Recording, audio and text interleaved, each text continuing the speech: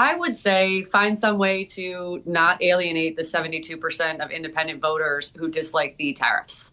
So the president's going to have to do some serious massaging of his message.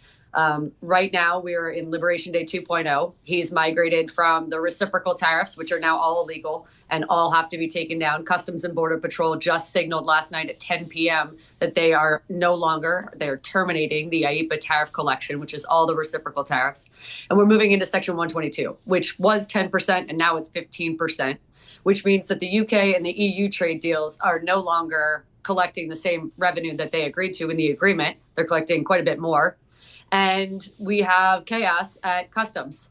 And that's what small businesses and business owners and American consumers are going to have to deal with. So he's going to have to somehow sell the message that tariffs are a good idea, again, amidst an affordability narrative election that voters are not buying.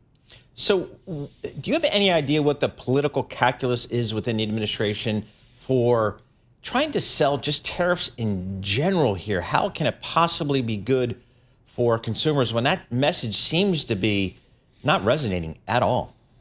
Yeah, they're not moving off of their support for tariffs. The way that they phrase it is to say the president has been very consistent on this. He's been touting tariffs since the 1980s. We said this is what we're going to do, and that's what we're doing. And so basically, they're telling the American public to kick rocks. If you don't like it, you already voted for us. This is what we're going to do. So that's where we are. And we'll move into Section 301 later on in the year, and that will be Liberation Day 3.0 with just as much confusion, different rates, different applicability for different countries. It's a mess. Henrietta Treyz, how alone is the president right now? It seems like so many supportive voices have either been muzzled or choose to shut up. Is there somebody that within all your sources says is actually advising a lonely president?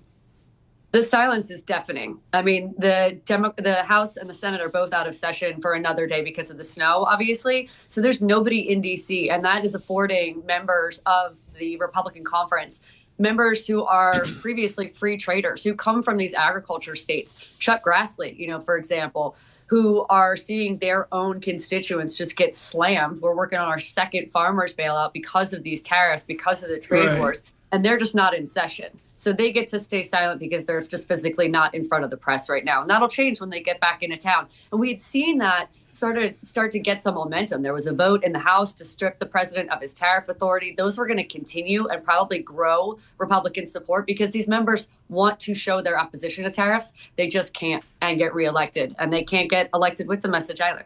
Yeah, Henrietta, I'm reading the Morgan one volume on William McKinley, which is just fascinating about the support of tariffs before there were tariffs in 1870 and 1880. And I went back to the New York Times and I got the actual article from 1890. Thank you for the great time machine service that the New York Times has. 90 lone Republicans is the headline. The 52nd Congress, nearly all Democratic. McKinley, Roll, and Cannon, who went on to great acclaim, are sacrificed to make a Democratic majority, etc. Is that how you model this out if the president persists down this tariff path?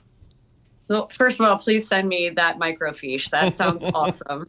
And second of all, that is exactly the trajectory that we're looking at. And we could talk about almost every single state in the nation now, from New Jersey, Virginia, Tennessee, Mississippi, Georgia, Texas. The special elections are showing just massive referendums against the president on his handling of the economy, his handling of tariffs and prices and inflation over and over and over again. The tariff view from the American public this year has been remarkably consistent. We have not liked the tariffs. We have not believed that they are tax cuts. We know that they are taxes.